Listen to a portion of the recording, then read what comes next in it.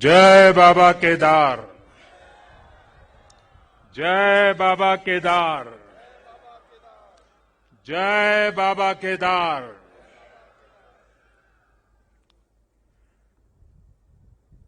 दैवीय आभा से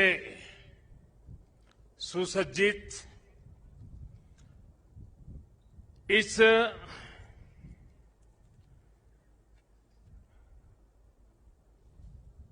पवित्र कार्यक्रम में हमारे साथ मंच पर उपस्थित सभी वरिष्ठ महानुभाव, इस पावन पवित्र भूमि पर पहुंचे हुए सभी श्रद्धालुगण, आप सबको आदरपूर्वक मेरा नमस्कार।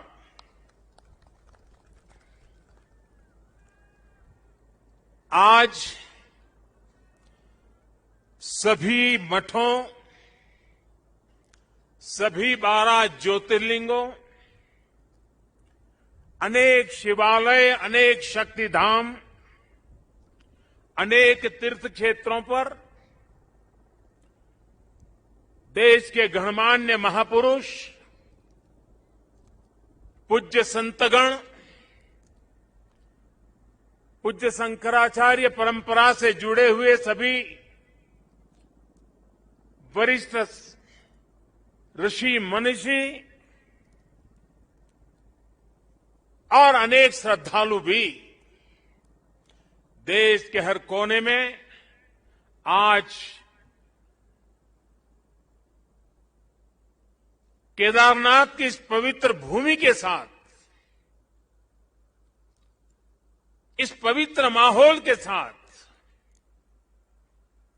सशरीर नहीं लेकिन आत्मिक रूप से वर्चुअल माध्यम से, टेक्नोलॉजी की मदद से वो वहां से हमें आशीर्वाद दे रहे हैं।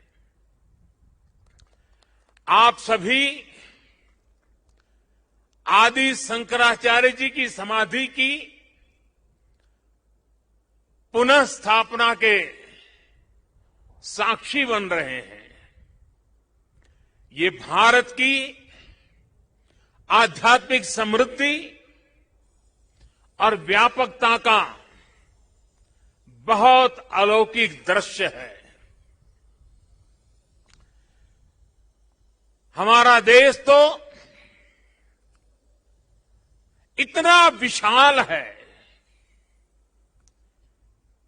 इतनी महान ऋषि परंपरा है,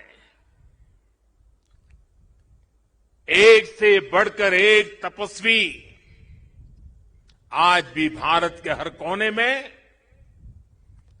आध्यात्मिक चेतना को जगाते रहते हैं। ऐसे अनेक संतगण आज देश के हर कोने में और यहां भी हमारे साथ जुड़े हुए हैं। लेकिन संबोधन में अगर मैं सिर्फ उनका नामोल्लेख करना चाहूं तो भी शायद एक सप्ताह कम पड़ जाएगा, और अगर एकाध नाम छूट गया तो शायद मैं जीवन भर किसी पाप के बोझ में दब जाऊंगा। मेरी इच्छा होते हुए भी मैं इस समय सभी का नामोल्लेख नहीं कर पा रहा हूं, लेकिन मैं उन सबको आदरपूर्वक प्रणाम करता हूं। वे जहां से इस कार्यक्रम में जुड़े हैं, उनके आशीर्वाद हमारी बहुत बड़ी शक्ति है। अनेक पवित्र कार्य करने के लिए उनके आशीर्वाद हमें एक शक्ति देंगे, ये मेरा पूरा भरोसा है।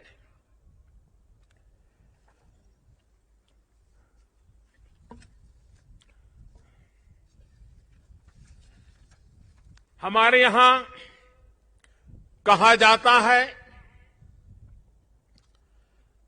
आवाहनम न जानामि, न जानामि विसर्जनम,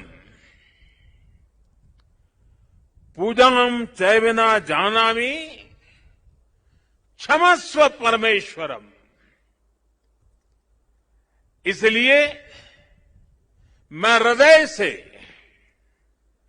ऐसे सभी व्यक्तियों से माफी मांगते हुए इस पुण्य अवसर पर देश के कोने कोने से जुड़े शंकराचार्य, ऋषिगण,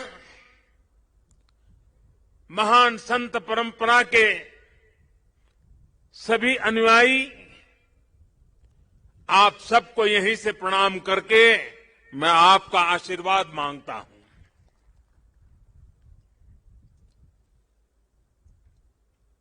साथियों, हमारी उपनिषदों में आदि शंकराचार्य जी की रचनाओं में कई जगह नेति नेति, जब भी देखो नेति नेति, एक ऐसा भाव विश्व, नेति नेति कहकर एक भाव विश्व का विस्तार दिया गया है। रामचरितमानस को भी अगर हम देखें तो उसमें भी इस बात को दोहराया गया है, अलग तरीके से कहा गया है। रामचरितमानस में कहा गया है कि अभिगत अकथ अपार, अभिगत अकथ अपार, नेति नेति नित निगम कह, नेति नेति नित निगम कह। अर्थात कुछ अनुभव इतने अलौकिक, इतने अनंत होते हैं कि उन्हें शब्दों से व्यक्त नहीं किया जा सकता। बाबा केदारनाथ की शरण में आकर जब भी आता हूं, यहां के कण कण से जुड़ जाता हूं। यहां की हवाएं, ये हिमालय की चोटियां, ये बाबा केदार का सानिध्य न जाने कैसी अनुभूति की तरफ खींच के ले चला जाता है, जिसके लिए मेरे पास शब्द है ही नहीं। दीपावली के पवित्र पर्व पर कल मैं सीमा पर अपने सैनिकों के साथ था और आज तो ये सैनिकों की भूमि पर हूं। मैंने त्योहारों की खुशियां मेरे देश के जवान वीर सैनिकों के साथ बांटी। देशवासियों का प्रेम का संदेश, देशवासियों की उनके प्रति श्रद्धा, देशवासियों के उनके आशीर्वाद, 130 करोड़ आशीर्वाद लेकर के मैं कल सेना के जवानों के बीच गया था। और आज मुझे गोवर्धन पूजा के दिन, और गुजरात के लोगों के लिए तो आज नया वर्ष है,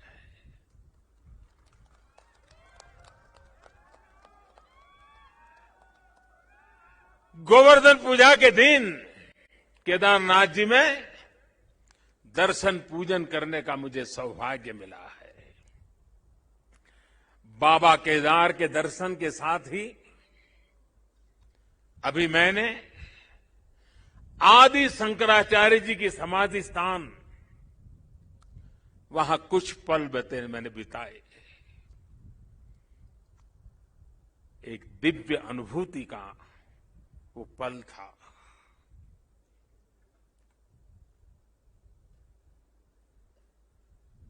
सामने बैठते ही लग रहा था कि आदि शंकर की आंखों से वो तेज पुंज, वो प्रकाश पुंज प्रवाहित हो रहा है जो भव्य भारत का विश्वास जगा रहा है। शंकराचार्य जी की समाधि एक बार फिर और अधिक दिव्य स्वरूप के साथ हम सबके बीच है। इसके साथ ही सरस्वती तट पर घाट का निर्माण भी हो चुका है और मंदाकिनी पर बने पुल से गरुड़ चट्टी उस मार्ग को भी सुगम कर दिया गया है। और गरुड़ चट्टी का तो मेरा विशेष नाता भी रहा है। यहां एक दो लोग हैं पुराने जो पहचान जाते हैं। मैंने आपके दर्शन किए, मुझे अच्छा लगा। साधु तो चलता भला, यानी पुराने लोग तो चले गए हैं। कुछ लोग इस स्थान को छोड़ के चले गए, कुछ लोग इस धरा को छोड़ करके चले गए। अब मंदाकिनी के किनारे बाढ़ से सुरक्षा के लिए जिस दीवार का निर्माण किया गया है, इससे श्रद्धालुओं की यात्रा अब और सुरक्षित होगी। तीर्थ पुरोहितों के लिए नए बने आवासों से उन्हें हर मौसम में सुविधा होगी। भगवान केदारनाथ की सेवा उनके लिए अब कुछ सरल होगी, कुछ आसान होगी। और मैंने तो पहले देखा है, कभी प्राकृतिक आपदा आ जाती थी तो यात्री यहां फंस जाते थे, तो इन पुरोहितों के घरों में ही एक एक कमरे में इतने लोग अपना समय बिताते थे। और मैं देखता था कि हमारे पुरोहित खुद बाहर ठंड में ठिठुरते थे, लेकिन अपने जो यजमान आते थे, जो अपने उनकी चिंता करते थे। मैंने सब देखा हुआ है, उनके भक्ति भाव को मैंने देखा हुआ है। अब उन मुसीबतों से उनको मुक्ति मिलने वाली है। साथियों, आज यहां यात्री सेवाओं और सुविधाओं से जुड़ी कई योजनाओं का शिलान्यास भी हुआ है। पर्यटक सुविधा केंद्र का निर्माण हो,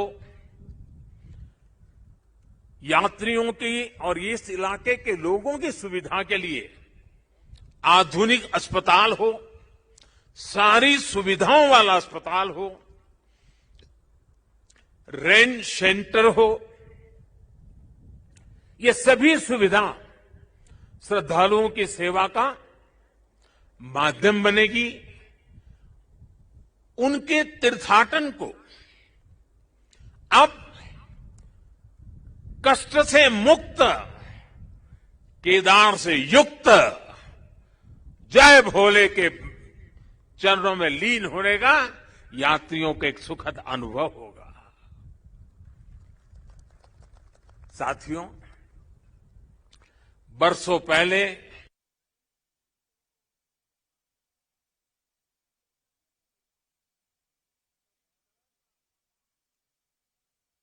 नुकसान यहां हुआ था, वो अकल्पनीय था। मैं मुख्यमंत्री तो गुजरात का था,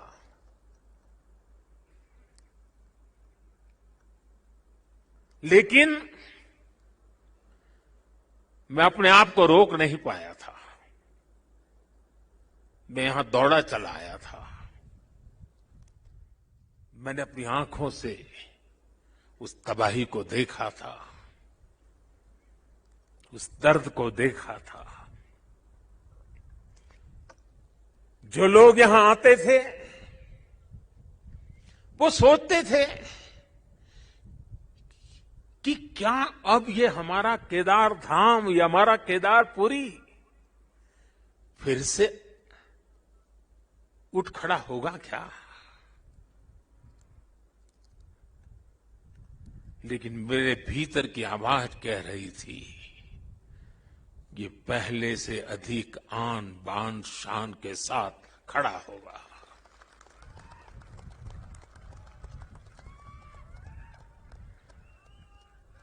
और ये मेरा विश्वास बाबा केदार के कारण था, आदि शंकर की साधना के कारण था, ऋषियों मुनियों की तपस्या के कारण था, लेकिन साथ साथ कच्छ के भूकंप के बाद कच्छ को खड़ा करने का मेरे पास अनुभव भी था। और इसलिए मेरा विश्वास था, और आज वो विश्वास अपनी आंखों से साकार हुआ देखना, इससे बड़ा जीवन का क्या संतोष हो सकता है।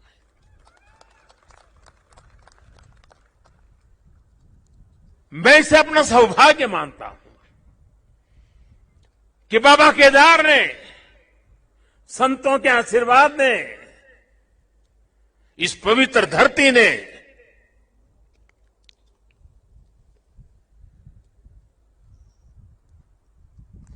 जिस मिट्टी ने, जिसकी हवाओं ने कभी मुझे पाला पोसा था, उसकी सेवा करने का सौभाग्य मिलना, इससे बड़ा जीवन का पुण्य क्या होता है।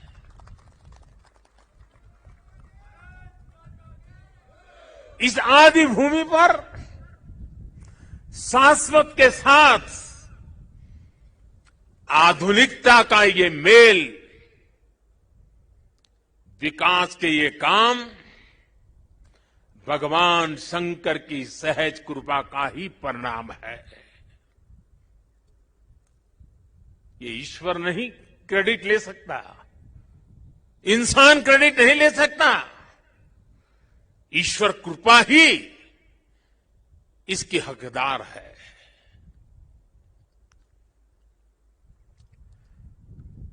मैं इस पुनीत प्रयासों के लिए उत्तराखंड सरकार का, हमारे ऊर्जावान नौजवान मुख्यमंत्री धामी जी का, और इस कामों की जिम्मेदारी उठाने वाले सभी लोगों का भी आज हृदय से धन्यवाद करता हूं, जिन्होंने एड़ी चोटी का जोर लगा करके इस सपनों को पूरा किया है। मुझे पता है यहां बर्फबारी के बीच भी किस तरह, यानी पूरा साल भर काम करना मुश्किल है, यहां बहुत कम समय मिलता है, लेकिन बर्फबारी के बीच भी मेरे हमारे श्रमिक भाई बहन जो पहाड़ों के नहीं थे, बाहर से आए थे, वे ये ईश्वरीय कार्य मान करके बर्फ वर्षा के बीच भी, माइनस टेम्परेचर के बीच भी काम छोड़ करके जाते नहीं थे, काम करते रहते थे, तब जाकर के ये काम हो पाया है। मेरा मन यहां लगा रहता था, तो मैं बीच बीच में ड्रोन की मदद से, टेक्नोलॉजी की मदद से, मेरे दफ्तर से यहां का पूरा मैं एक प्रकार से वर्चुअल यात्रा करता था। लगातार मैं उसकी बारीकियों को देखता था, काम कितना पहुंचा, महीने भर पहले कहां थे, इस महीने कहां पहुंचे, लगातार देखता था। मैं केदारनाथ मंदिर के सभी रावल और सभी पुजारियों का भी आज विशेष रूप से आभार प्रकट करना चाहता हूं, क्योंकि उनके सकारात्मक रवैये के कारण, उनके सकारात्मक प्रयासों के कारण, और उन्होंने परंपराओं का जो हमारा मार्गदर्शन करते रहे, उसके कारण हम इसको, इस पुरानी विरासत को भी बचा पाए और आधुनिकता भी ले पाए। और इसके लिए मैं इन पुजारियों का, रावल परिवारों का हृदय से आभार व्यक्त करता हूं। आदि शंकराचार्य जी के विषय में हमारे विद्वानों ने कहा है, शंकराचार्य जी के लिए हर विद्वान ने कहा है शंकरो शंकरः साक्षात, अर्थात आचार्य शंकर साक्षात भगवान शंकर का ही स्वरूप थे।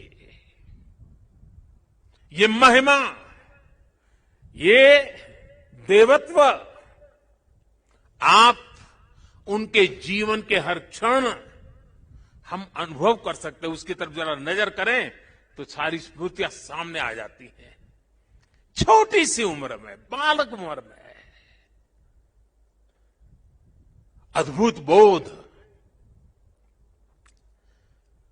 बाल उम्र से ही शास्त्रों का, ज्ञान का, विज्ञान का निरंतर चिंतन, और जिस उम्र में एक साधारण मानवी साधारण रूप से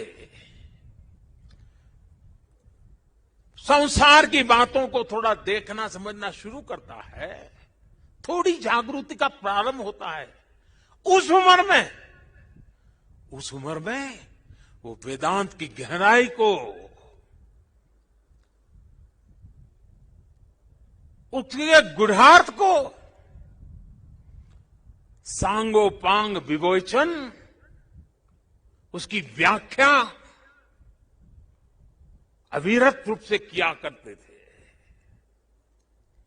ये शंकर के भीतर साक्षात, शंकर के भीतर साक्षात शंकरत्व का जागरण के सिवा कुछ नहीं हो सकता है।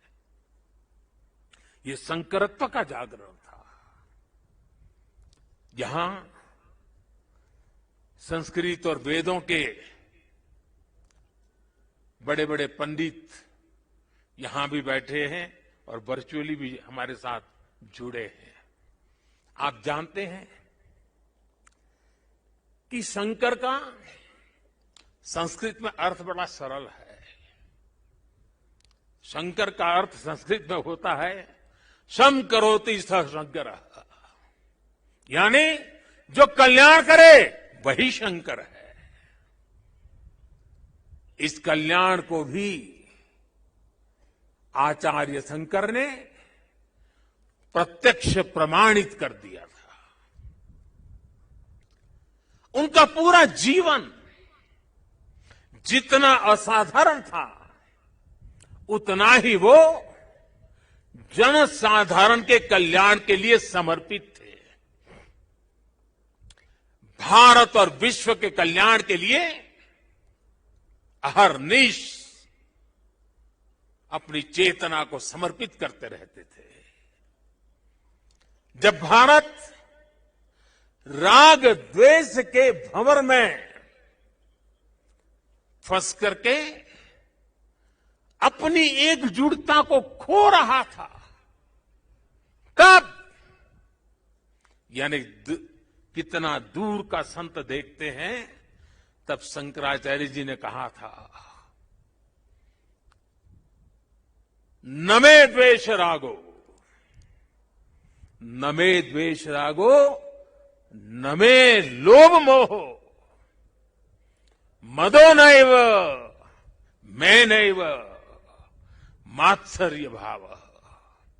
अर्थात राग द्वेष, लोभ मोह, ईर्ष्या, अहम, ये सब हमारा स्वभाव नहीं है। जब भारत की जाति पंथ की सीमाओं से बाहर देने की शंकाओं आशंकाओं को ऊपर उठने की मानव जात को जरूरत थी, तब समाज में चेतना फूकी और आदि शंकर ने कहा न मे मृत्यु शंका न मे जाति भेद, यानी नाश विनाश की शंकाएं, जात पात के भेद से हमारी परंपरा का कोई लेना देना नहीं है, हिस्सा नहीं है। हम क्या है, हमारा दर्शन और विचार क्या है, ये बताने के लिए आदि शंकर ने कहा चिदानंद रूप, चिदानंद रूप शिवोहम शिवोहम, चिदानंद रूप शिवोहम शिवोहम। अर्थात आनंद स्वरूप शिव हम ही है। जीवत्व से ही शिवत्व है। और अद्वैत का सिद्धांत, कभी कभी अद्वैत के सिद्धांत को समझाने के लिए बड़े बड़े ग्रंथों की जरूरत पड़ती है।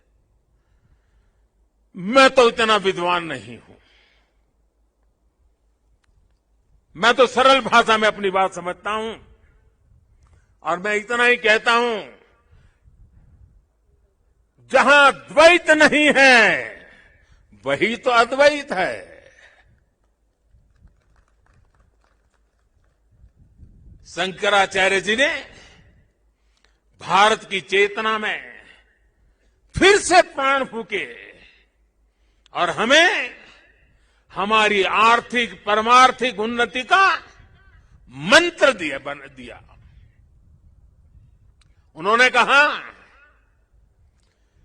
ज्ञान विहीन, देखिए ज्ञान की उपासना क्या महिमा हमारा कितना महत्व रखता है। ज्ञान विहीन सर्वमतेन मुक्तिम न भजति जन्मशतेन, यानी कि दुख कष्ट और कठिनाइयों से हमारी मुक्ति का एक ही मार्ग है और वो है ज्ञान। भारत की ज्ञान की, विज्ञान और दर्शन की जो कालातीत परंपरा है, उसे आदि शंकराचार्य जी ने फिर से पुनर्जीवित किया, चेतना भर दी। साथियों, एक समय था जब अध्यात्म को, धर्म को केवल रूढ़ियों से जोड़कर, कुछ ऐसी गलत मर्यादा और कल्पनाओं में जोड़कर देखा जाने लगा था। लेकिन भारतीय दर्शन तो मानव कल्याण की बात करता है, जीवन को पूर्णता के साथ, होलिस्टिक अप्रोच के साथ, होलिस्टिक वे में देखता है। आदि शंकराचार्य जी ने समाज को इस सत्य से परिचित कराने का काम किया। उन्होंने पवित्र मठों की स्थापना की, 4 धामों की स्थापना की, 12 ज्योतिर्लिंगों का पुनर्जागृति का काम किया। उन्होंने सब कुछ त्याग कर देश, समाज और मानवता के लिए जीने वालों की एक सशक्त परंपरा खड़ी की। आज उनके अधिष्ठान भारत और भारतीयता का एक प्रकार से संबल, पहचान बने हुए हैं। हमारे लिए धर्म क्या है, धर्म और ज्ञान का संबंध क्या है, और इसीलिए तो कहा गया है अथा तो ब्रह्म जिज्ञासा, अथा तो ब्रह्म जिज्ञासा। इसका मंत्र देने वाली उपनिषदीय परंपरा क्या है, तो हमें पल प्रतिपल प्रश्न करना सिखाती है। और तभी तो बालक नचिकेता यम के दरबार में जाकर के यम की आंख में आंख मिला करके पूछ देता है, यम को पूछ देता है, व्हाट इज डेथ? मृत्यु क्या है बताओ? प्रश्न पूछना, ज्ञान अर्जित करना, अथा तो धर्म जिज्ञासा। हमारी इस विरासत को हमारे मठ हजारों सालों से जीवित रखे हुए हैं, उसे समृद्ध कर रहे हैं। संस्कृत हो, संस्कृत भाषा में वैदिक गणित जैसे विज्ञान हो, इस मठों ने, हमारे शंकराचार्य की इस परंपरा ने इन सब का संरक्षण कर पीढ़ी दर पीढ़ी मार्ग दिखाने का काम किया है। मैं समझता हूं आज के इस दौर में आदि शंकराचार्य जी का सिद्धांत और ज्यादा प्रासंगिक हो गए हैं। साथियों, हमारे यहां सदियों से 4 धाम यात्रा का महत्व रहा है। 12 ज्योतिर्लिंग के दर्शन की, शक्तिपीठों के दर्शन की, अष्टविनायक जी के दर्शन की, ये सारी यात्रा की परंपरा, ये तीर्थाटन हमारे यहां जीवन काल का हिस्सा माना गया है। ये तीर्थाटन हमारे लिए सिर्फ सैर सपाटा पर्यटन भर नहीं है, ये भारत को जोड़ने वाली, भारत का साक्षात कराने वाली एक जीवंत परंपरा है। हमारे यहां हर किसी को, कोई भी व्यक्ति होगा, उसकी इच्छा होती है कि जीवन में कम से कम एक बार 4 धाम जरूर हो लें, 12 ज्योतिर्लिंग का दर्शन जरूर कर ले, मां गंगा में एक बार डुबकी जरूर लगा दे।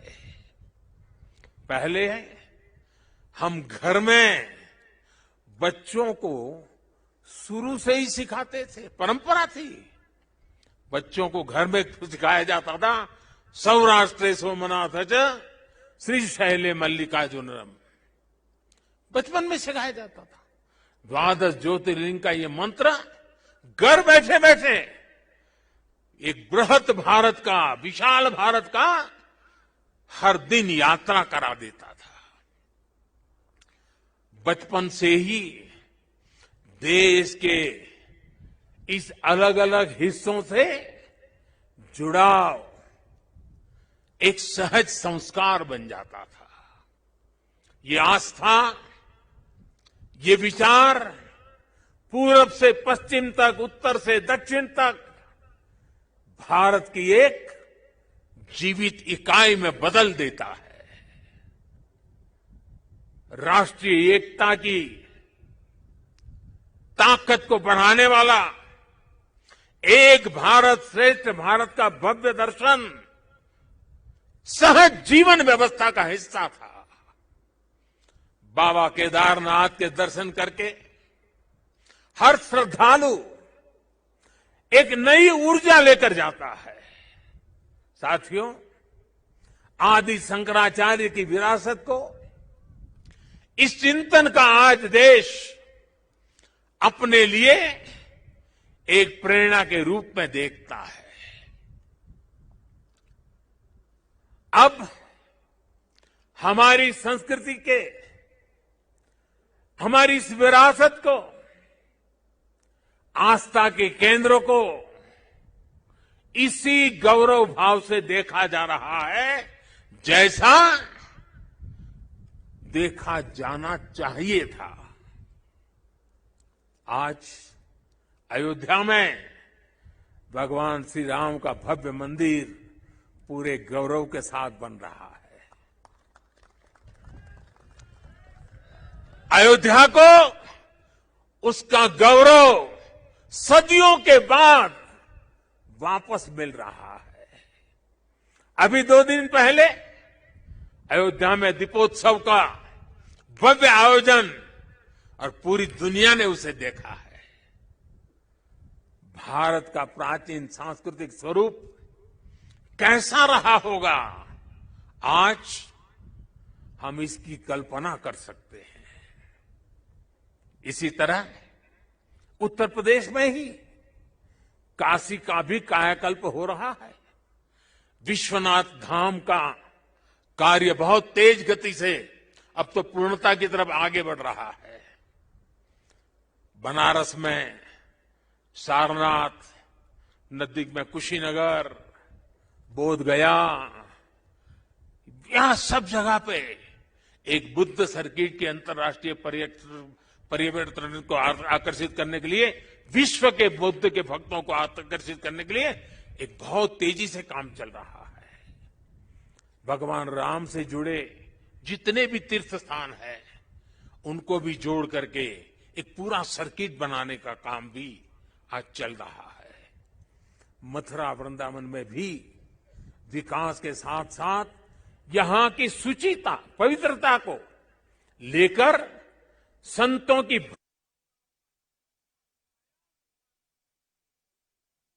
आधुनिकता की तरफ मोड़ दिया जा रहा है। इतना सब आज इसलिए हो रहा है क्योंकि आज का भारत आदि शंकराचार्य जैसे हमारे मनीषियों के निर्देशों में श्रद्धा रखते हुए, उस पर गौरव करते हुए आगे बढ़ रहा है। साथियों, इस समय हमारा देश आजादी का अमृत महोत्सव भी मना रहा है। देश अपने भविष्य के लिए, अपने पुनर्निर्माण के लिए नए संकल्प ले रहा है। अमृत महोत्सव के इस संकल्पों में से आदि शंकराचार्य जी को हम एक प्रकार से अपनी बहुत बड़ी प्रेरणा के रूप में देख सकते हैं। अब देश अपने लिए बड़े लक्ष्य तैयार करता है। कठिन समय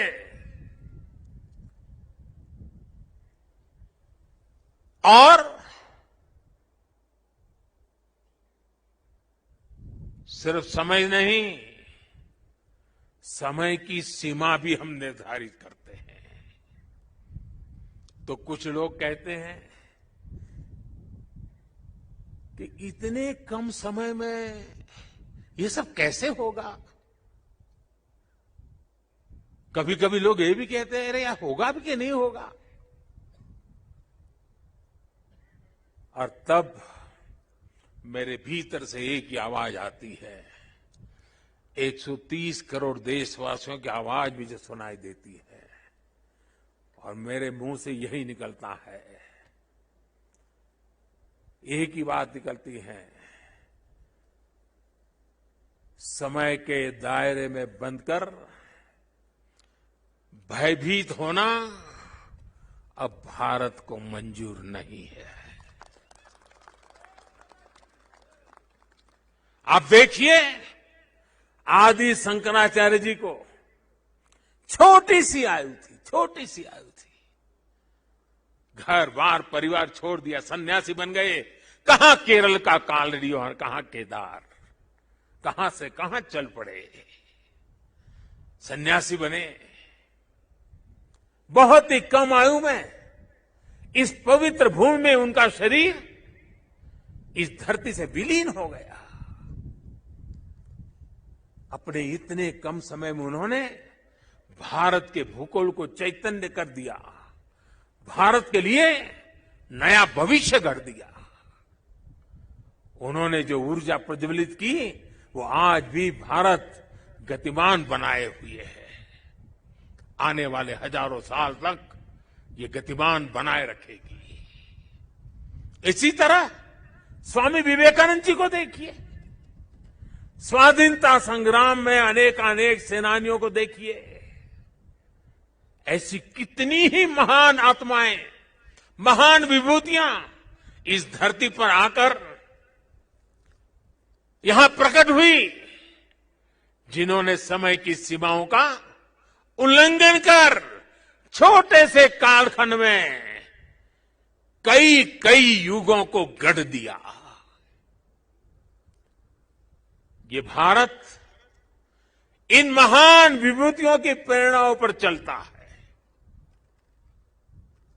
हम शाश्वत को एक प्रकार से स्वीकार करते हुए हम क्रियाशीलता पर विश्वास करने वाले लोग हैं। इसी आत्मविश्वास को लेकर देश आज इस अमृत काल में आगे बढ़ रहा है। और ऐसे समय में मैं देशवासियों से एक और आग्रह करना चाहता हूं। स्वाधीनता संग्राम से जुड़े ऐतिहासिक स्थानों को देखने के साथ साथ ऐसे पवित्र स्थानों को भी ज्यादा से ज्यादा जाएं, नई पीढ़ी को लेकर के जाएं, परिचित कराएं, मां भारती का साक्षात्कार करें, हजारों साल की महान परंपरा की चेतना को अनुभूति करें।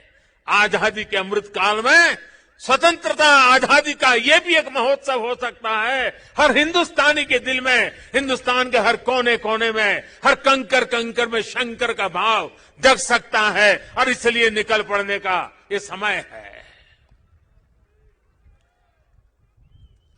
जिन्होंने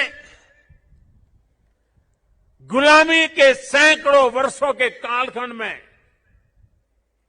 हमारी आस्था को बांध करके रखा, हमारी आस्था को कभी खरोच तक नहीं आने दी। गुलामी के कालखंड में ये छोटी सेवा नहीं थी।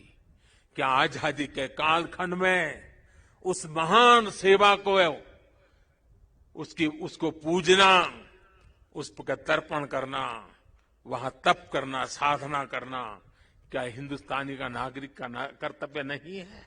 और इसलिए मैं कहता हूं, एक नागरिक के तौर पर हमें इन पवित्र स्थानों को भी दर्शन करने के लिए जाना चाहिए।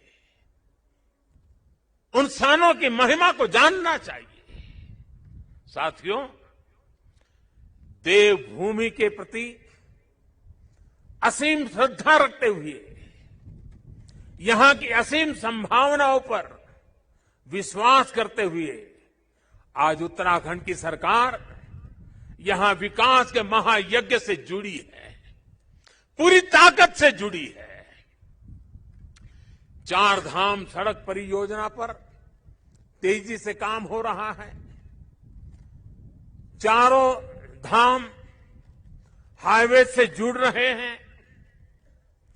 भविष्य में यहां केदारनाथ जी तक श्रद्धालु केवल कार के जरिए आ सके, इससे जुड़ी प्रक्रिया भी शुरू हो गई है।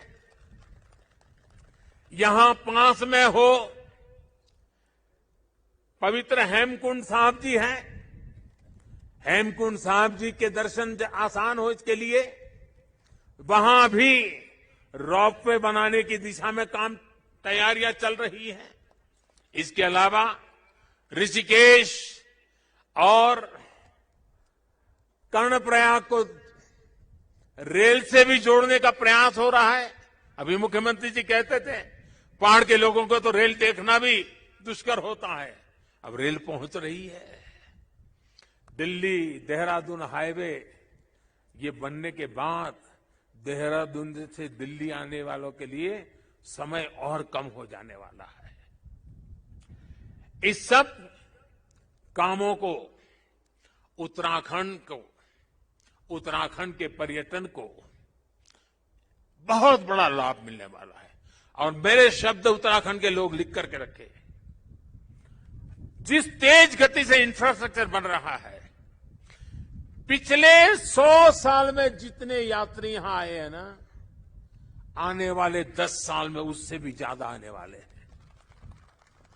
आप कल्पना कर सकते हैं यहां की अर्थव्यवस्था को कितनी बड़ी ताकत मिलने वाली है। 21वीं शताब्दी का ये तीसरा दशक, ये उत्तराखंड का दशक है। मेरे शब्द लिख के रखिए, मैं पवित्र धरती पर से बोल रहा हूं। हाल के दिनों में हमने सभी ने देखा है कि किस किस तरह 4 धाम यात्रा आने वाले श्रद्धालुओं की संख्या लगातार रिकॉर्ड तोड़ रही है। और ये कोविड न होता तो न जाने ये संख्या कहां से कहां पहुंच गई होती।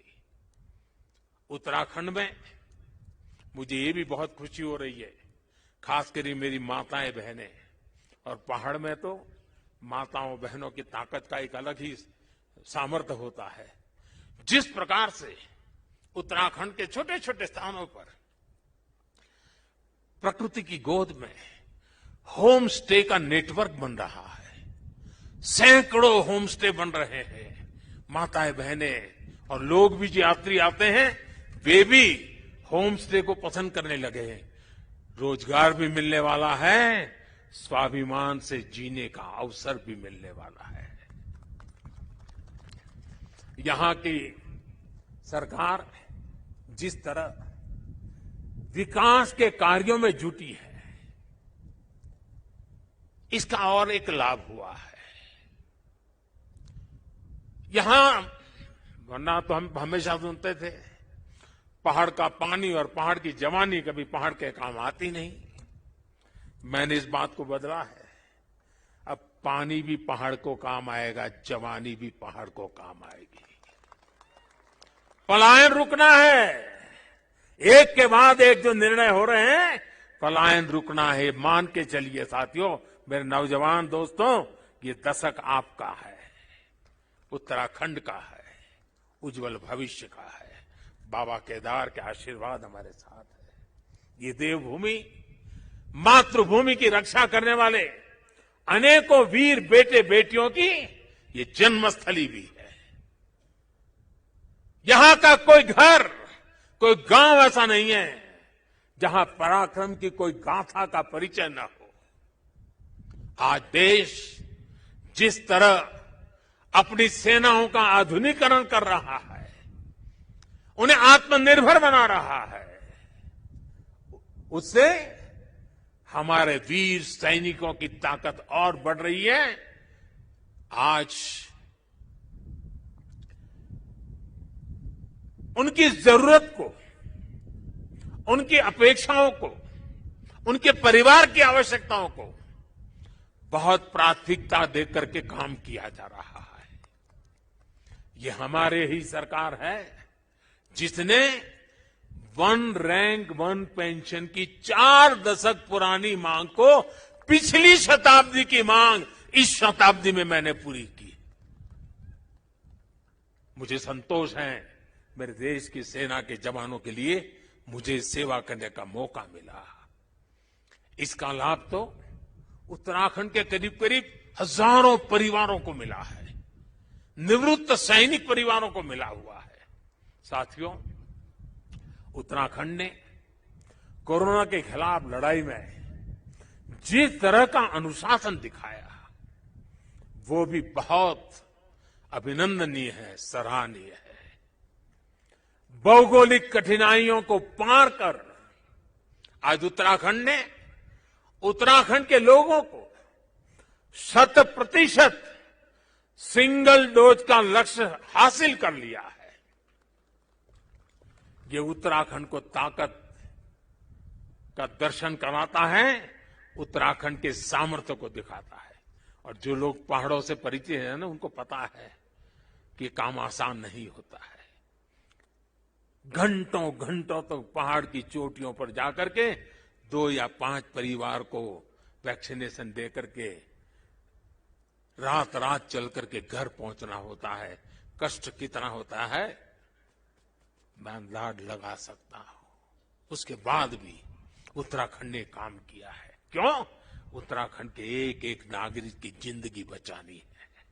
और इसके लिए मुख्यमंत्री जी, आपको, आपकी टीम को मैं बधाई देता हूं। आज मुझे विश्वास है कि जितनी ऊंचाइयों पर उत्तराखंड बसा है, जितनी ऊंचाइयों पर उत्तराखंड बसा है, उससे भी ज्यादा ऊंचाइयों को मेरा उत्तराखंड हासिल करके रहेगा।